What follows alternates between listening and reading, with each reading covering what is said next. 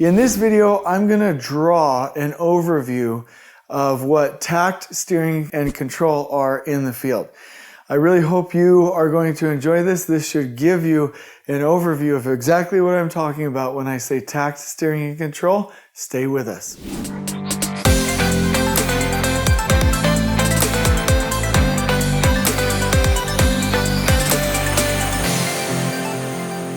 Okay, everybody, I'm going to do some drawing here. I hope you're like jamming and ready to go, because this is what I mean when I talk about takt, steering, and control.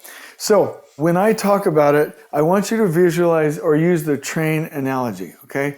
So the train has the engine, which I think of as preparation, and then it has all of these wagons or boxcars, okay? The wagons or boxcars is the amount of work that can happen in a zone in a takt time, okay? And so you have all of these together, and then you have the caboose, which I look at as finishing. So I'll just write C right there. So basically, to distill this down, trade partner 1, 2, 3, 4, 5, 6. That's not exactly correct, because you can have multiple trade partners in here. Let me go ahead and draw it like that. You can have trade partner 1, 2, 3, 4, maybe the second half of 4, 5, 6. You can spread them along here, but really the way to say it is that you have your takt wagon 1, 2, 3, 4, 5, 6, which means that you're packaging these trade partners into a certain zone size in a takt time on a rhythm. We want this train, meaning the preparation and then the actual work of all of the crews and the finishing, to happen going the same speed, the same distance apart. Now, this train is going to go through the project site, but through what? It's going to go through its train tracks. You've all seen train tracks on any visual of a train or whatever, but the train tracks on our project site are really zones. That's zone 1, zone 2, zone 3, right? Your trades are going to go through those zones. So if I said, hey, in construction, we typically like to package trades in a sequence, is that correct? You would say yes. I would say, okay, do we typically break our project up into zones and attempt to move them through there? You would say, yes, Jason, that's exactly right. Well, the takt production system levels the actual zones by having them sized properly, and enables them to go the same speed, the same distance apart, okay? That was supposed to be an E, sorry. Okay, the same distance apart. That's the takt production system. So when I say takt, steering, and control, what I mean is the steering is the creation of the train tracks and the train and utilizing the system, and control is controlling the environment to where there are no problems out ahead, meaning that we have controlled the environment and cleared these out of the way. And so we have adjusted any constraints here and removed any roadblocks out ahead. So that's what I mean by takt, steering, and control. The takt production system really works that way because we've patterned it off of the Toyota production system.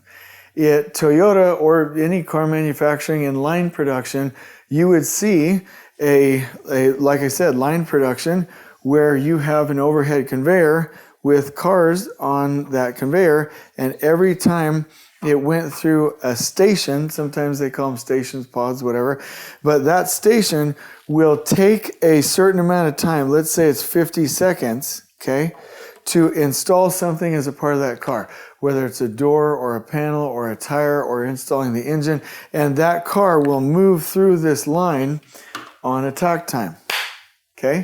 It will move through on a takt time. If there's a problem, they'll stop the whole line. But for the most part, every station has work to be done that takes a similar amount of time, so the line production can go at the same speed, and the car goes all the way down here at the end. When it goes into QC, if there are problems, it gets pulled over to the side. This is based on takt. And then like motors, for example, they'll pull in motors into the system based on a pull system using Kanban. Okay, so lean in line manufacturing, at least, or with Toyota, it's about takt first and pull second. Construction works exactly the same way with different focuses. So instead of this line being an overhead conveyor, in construction, this is simply your zones on your construction project, however it's broken out. And obviously it's not always that perfect shape, right? And instead of that being a car right here, or different cars that move through, these are different trades, okay? So it's the same thing that I already showed you.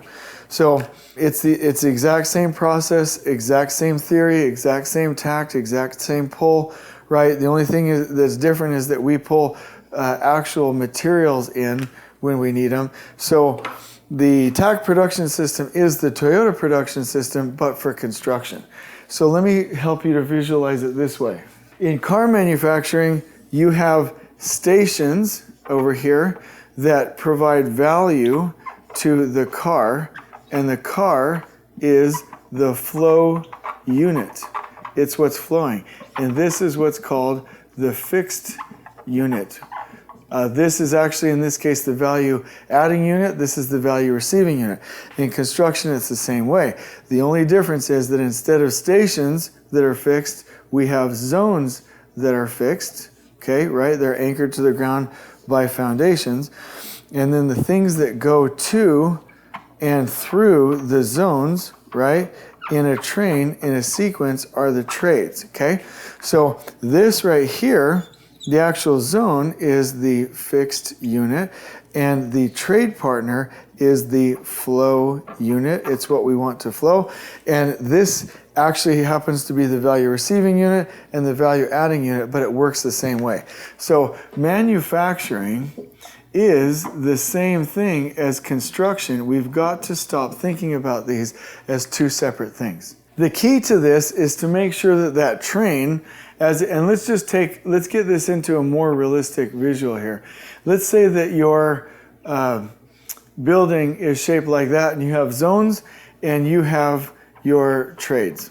Here's where we go wrong, because we want to move this takt wagon 1, 2, 3, 4 through zones number 1, 2, 3, actually this is 3, sorry, 3, 4, 5. We want to do that, but where we go wrong is in two different areas, okay? Well, no, actually three.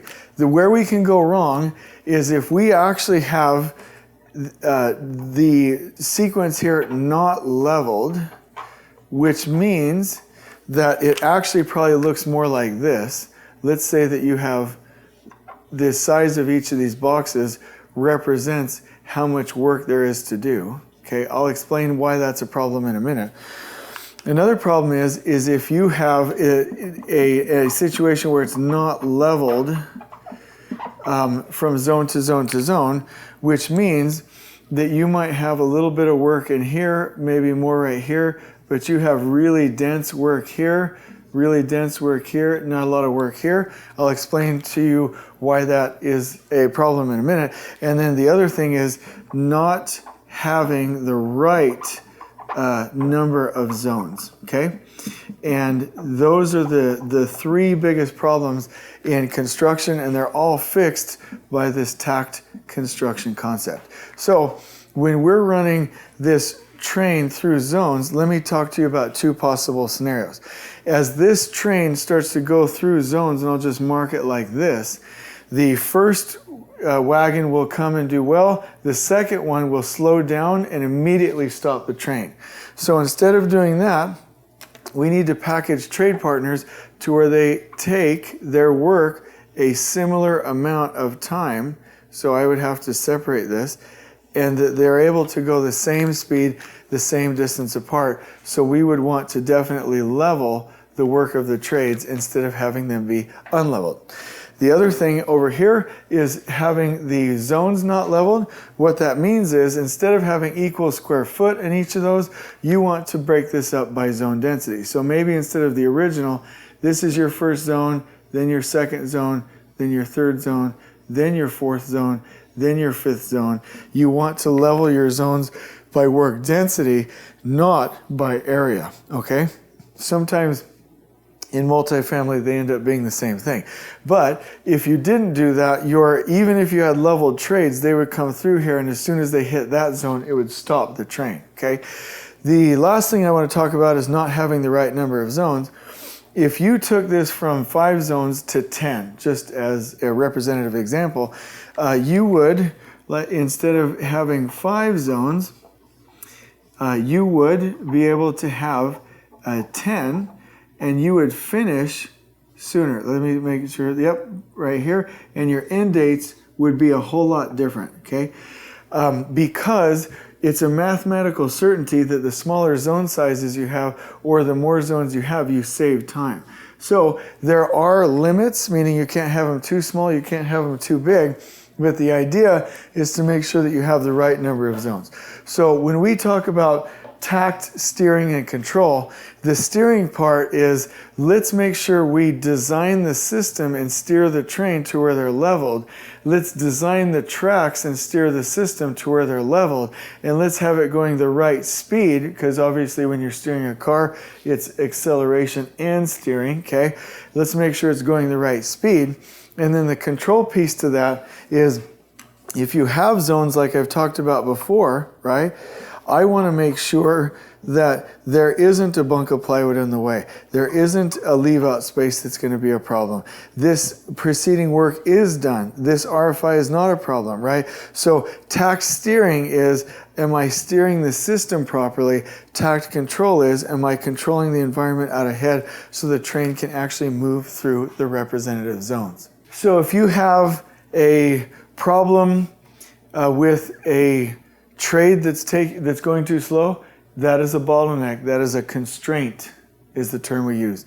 If you have a zone that is too complex or too much density, that is a bottleneck. That is a constraint, right? If you have the an improper zoning strategy, that is a bottleneck. That is a constraint. That is something that's constraining you. Whether it's the train tracks, the train, or the speed of the train, those are called constraints. If you have, like I said, a bunk of plywood, a leave-out area, an RFI, a preceding trade not done, a problem, whatever this is, these are roadblocks. So the reason that we get the term confused is because we all read The Goal by Eliyahu Goldratt, and he said theory of constraints. We have constraints. But they were line manufacturing. Everything is fixed. It's just a constraint in the system. But we also have the system, which is the train of trades and the tracks, and we have stuff that can get in the way as that mobile value-adding unit is moving through the zones themselves. And so these are roadblocks because they can get in the way, or they're train track blocks, but there are things in the way, roadblocks, and things as a part of the system design. These are called constraints, and you have to make sure that you know the difference. So takt, steering, and control is our ability to design and steer the train properly, train of trades, and to control the environment out ahead so the train can successfully do their work out ahead. This is takt, steering, and control. I hope you've enjoyed this video. On we go.